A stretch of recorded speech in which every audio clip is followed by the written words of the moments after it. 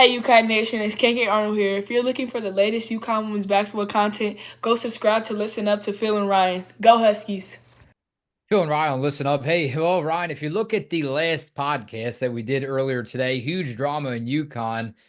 You can say it is right now. Just remove the question mark. We're back here after that very, very tough loss to Notre Dame. Third time in a row that this team, Ryan, has defeated UConn. We'll get down into the talk in just a second. Can't wait to hear what you have to say. Sorry, we are a little bit late coming on tonight. First of all, not a time for shout outs, but I'll do it anyway. I want to shout out to the great Leah and Tanya for allowing me to see the game tonight on ESPN.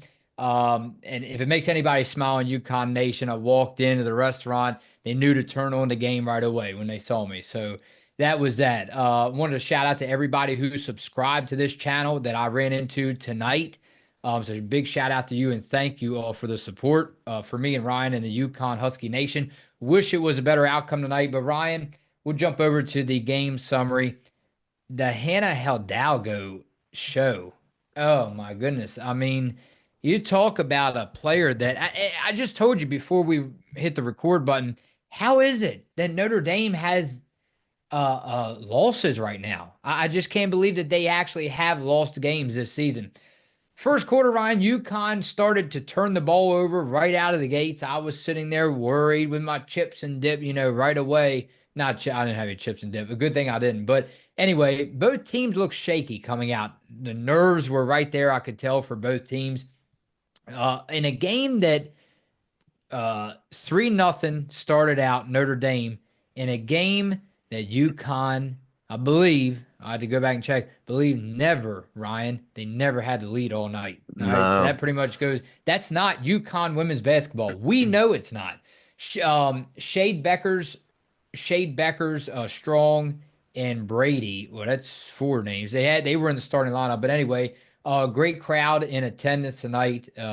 There, Notre Dame started scoring Ryan with threes right away, and you talk about the ball at times.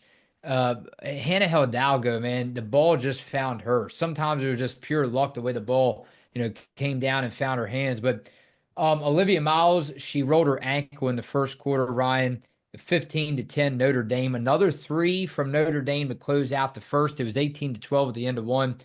Chen was not all that good in the first half. And I noted down here that she would have to get a better, overall, but she must have heard me somehow because she came out in the second half. We'll get to it in a second. Chen put on a show, was very proud of her. Hidalgo with another clutch three in the second. Notre Dame defense, Ryan, all night long. They were disrupting the passing lanes. Great transition from Notre Dame. 17 points. Hidalgo had 17 in the first half. Again, like I mentioned, Chen was better in the second. But again, when Paige Beckers put this team on her back, like we just got done talking about earlier today, it just wasn't enough. It just wasn't enough. And then, man, the story of the night again, Hidalgo, she scored a big clutch three to end the third. 23 points, 7 for 15, heading into the fourth for Hidalgo. She took a hard fall in the fourth. I thought she was injured and out, but she came right back in the game. She was limping a little bit. But again, the refereeing was good. Ryan, when you looked at the highlights, I know you checked as well, but some questionable calls when it comes to Paige. Again, you and I, everybody are going to talk about that just because that's the star of the show. That's what's going to happen. Sometimes you got to find a way to get open because you're not going to get every whistle. I'm just sorry. That's just the way it is, Ryan. Again, especially when you're big time. But let me just quiet it up right there. Strong, she was so effective from downtown again. Um, and I just want to get into it with you. Notre Dame, I had some hope going into the fourth. They really pulled away in the fourth quarter. Um, it was just one of those nights, man. When you tried to stop any Notre Dame player, they were getting a foul called on you. On if you were a UConn player, that's the way the night went. UConn used their last time out with 3 minutes, around 3 minutes to go, and obviously UConn suffers their first loss of the season. But I want to turn it over to you because again, there's a lot to talk about. obviously there's problems. We talk about injuries the last 2 or 3 years. You know, I feel like no matter which way I jump here, the biggest question, and you tell me if you want to focus on something else, that's fine. But I want you to focus on this for a second, and everybody in the comment section. What if AZ Fudd was playing tonight? I kind of want to lean towards I don't care. I'm not saying she's great. We already know we've seen enough of her. She can change a game, but I just don't. You're not convincing me tonight. I'm sorry. If AZ was in this game, I still don't know, to be honest with you. We need Jason D'Amico on here more often to fill in for our predictions. You and I. Yeah, yeah, Jason definitely he got it right. So unfortunately, Jason was right. Yeah, I was gonna talk about AZ at the end here, but I'll go ahead and start with AZ and open up by saying in my opinion, I do believe it really did matter that AZ was out in this game. I think it really did hurt UConn. And I think, I mean, obviously, AZ Fudd's a great player by herself, but I think when you look at it more deeply in terms of not having her out on the court and that affecting Paige Beckers a little bit, because you talked about how, Notre Dame was up on Paige a lot. Maybe she got some calls, maybe she didn't get a lot more calls than what she should have. But I think that a lot of that would have gotten eliminated if AZ Fudd was on the floor, taking some of that pressure off of Paige Beckers. So, it's just really unfortunate, like we said, both the videos before this game recap, that, not having AZ was going to be really unfortunate because she was starting to get her feet back under her, and especially the last game, she really lit it up for UConn. So I really do think it hurt UConn quite a bit in this game. But I think you said it right to open up the game. Both teams were shaky, but I really did notice that UConn right away started out sloppy passes, bad turnovers. It put UConn in a hole from the very beginning of the game. 5 point deficit. I think that was about halfway into the game. UConn was losing by five. That's the that's the largest deficit of the season for UConn. So I think my worry is that this Husky team doesn't really know how to play from behind, and I think that showed tonight as they, like you said, were behind the whole game. They didn't lead for any part of this game, which was also, I think, very draining. As Gino said in the post game interview, it's pretty draining for a whole team, no matter if it's UConn or anybody else, to try to claw your way back for the whole entire game. It's just going to drain your team down. Hannah Hidalgo, like you said as well, just unstoppable from the very beginning of the game to the very end. That's the second time now, 2 years in a row, that Hidalgo's went off against UConn, and it just seems like this Irish team has the Huskies number. Notre Dame, they played better defense, offense, they rebounded better than UConn. They were the more aggressive team tonight, and they started the game with a lot more intensity than UConn. And that really reminded me of the Holy Cross game and how UConn looked and started in that game as well. And I mentioned it during that game recap. UConn can't play like that against these higher level teams because that's what's going to happen. And that's what we saw tonight. But the one positive to kind of focus on for UConn, I think I did like the fight that they showed in the third quarter. They did kind of grind it out. They got within 1 point until, of course, who else but Hannah Hidalgo hitting a buzzer beater three to give Notre Dame a 4 point lead going into the fourth quarter. And even though that was just 4 points, that shot just really felt like the final dagger. Notre Dame gained all the momentum back. UConn started out the fourth just like they did the first quarter with turnovers, and there was just no way at that point for them to come back. And the 3 point shooting really worries me. Notre Dame made seven more threes than UConn. That pretty much sums up the offensive shooting performances, the difference for both teams in their performances tonight. And finally, I'm also worried about UConn trying to find their identity as a whole entire team. it just feels like right now something hasn't quite clicked yet, even though this is just first, UConn's first loss, their first hiccup of the season. Maybe it just takes Paige being more of a vocal leader, trying to control what UConn does. Just being a more aggressive leader and trying to lead this team a little bit more. But yeah, like I said, I do believe not having AZ in this game really did hurt UConn in the end. Yeah, and let me just go back and go back on what I said here. AZ Fudd, could she have it? Basketball players, that's what they do sometimes. They take over games. Could she have taken over tonight against this very talented Notre Dame Fighting Irish team? Of course she could have. We've seen her take over games, but I'm just saying tonight, considering tonight how well they had a King problem, they had a Kate Koval problem. Koval, you talk about Koval playing down low, big body in the paint, Ryan. Man, I mean, there's no answer. There's no answer for that. UConn proved tonight there's no answer for that. Maybe as time goes, maybe if they see them again, hint, hint, there will be an answer for that. But again, not many teams are going to have an answer for Kate Koval. All right. In the whole country, I'm talking about. They had obviously a Hidalgo problem. They had, and I'll tell you who Olivia Miles poured in 16. But again, they had again when the offense and the defense come at you like that so well.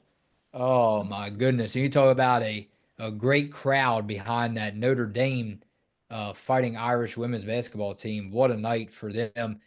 Tip your hat. That's all you can do, Ryan, because Notre Dame came out ready and that head coach for them was fired up. Now, I want to tell you, though, Ryan, before we get into comments, UConn's hold, this is according to ESPN, before the game started, UConn's hold on a number one seed can withstand a loss in South Bend, but it would considerably reduce the margin for error. Now, I'm not just saying this because I'm just, trying to be smart about it or, just saying, yeah, it's just that easy. I'm saying this because that's what people, not you and I, that's what the country. I was hearing voices tonight as I was typing on the computer, guys beside of me. Man, UConn is usually the one that's winning all the time. And, I hear that stuff, man. You know what I mean? But again, I'm just saying this because it's the norm. It's most likely, maybe, probably won't happen. UConn has to win out. They got to win out. Again, like I told you, Ryan, considering it would considerably reduce the margin for error if it was a loss, which it was tonight. Pretty much got to find a way. You got to find a way and you got to win out. Let's go over to comments, Ryan, from that video earlier today. Jason D'Amico said, this is nothing more than social media and YouTube trying to stir the pot.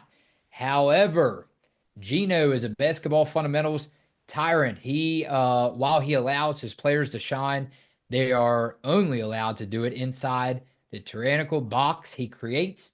The borders in which he has created have been extremely successful, so they cannot be critiqued, and his greatness cannot be denied. However, the greatness of Paige cannot be denied either, and there is no doubt that she is a much different player under Gino's rule than she was in high school. It will be very interesting to see whether Paige Beckers goes back to her freestyle kind of play when she gets to the W. I have so much more to say on this subject, but I will spare you. Peace. And speaking of the coaching staff, Ryan, as you can imagine, disgusted tonight. UConn gave it their all, but ouch. Yeah, the next couple days are going to be tough. I think that's talking about Gino, I think there's going to be a couple tough practices coming up. There's There going to there be a is there is drama now. There is yeah, drama there's now. there's going to be Yeah. a Yeah. couple tough film Mm. sessions coming up. But I think that the loss that can really kind of turn back to a positive, and then now Gino's gonna, have something to work on with this team, and I think get them ready for these next couple games coming up. But yeah, I think, in terms of like the media and everybody surrounding UConn trying to create drama with that, headline that we talked about before this game, I think that's, been going on for quite some time, and I think the kind of the box that Jason mentioned that Gino tries to keep the players on just to protect them and kind of hide away from letting the media kind of overtake the team in a way. Yeah, Bon Riley. I won't read all the comment. Bon, I appreciate you coming through, but he goes, the last part of it says, Phil, why do you, well, actually, I'll read the whole thing. The only drama is coming from the press who want to sell their stations. Gino wants Paige to play the lead role on the offense like last year. Don't get sucked into the hype. Phil, why do you get stirred up in this stuff? I mean, Ryan, you can break it down if you want to, like always. Just to answer his question very quickly, I get stirred up in this kind of stuff just because now it might not align, it might not make total sense, but I kind of get talking about it because of just what happened tonight. It's not okay. It's a game, I get it, but again, it's not okay when you hold a podcast surrounded by one team. We want to see better. We're rooting for them, Ryan.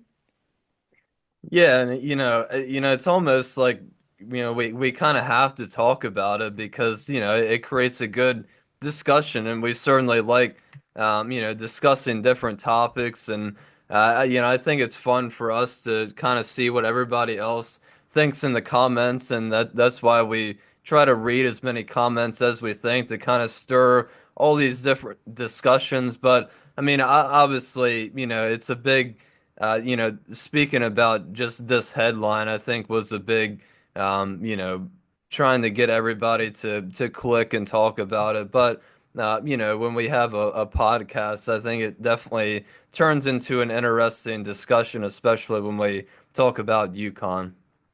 All right, one more. You'll love this one. Ashy Knuckles came through, Ryan. First time I ever saw this username, but we appreciate them a lot. Phil and Ryan, what's up? I can't lie, I'm a South Carolina fan. Uh-oh, Ryan. Through and through, they're a South Carolina fan, they said, and I used to hate UConn, and I admit it was because of the team's excellence, but I've been watching you guys since you two first came to YouTube. But I must admit, I enjoy your show. You guys keep it real, which I enjoy. I definitely love the new thumbnail pics. Keep up the good job. I'll be watching.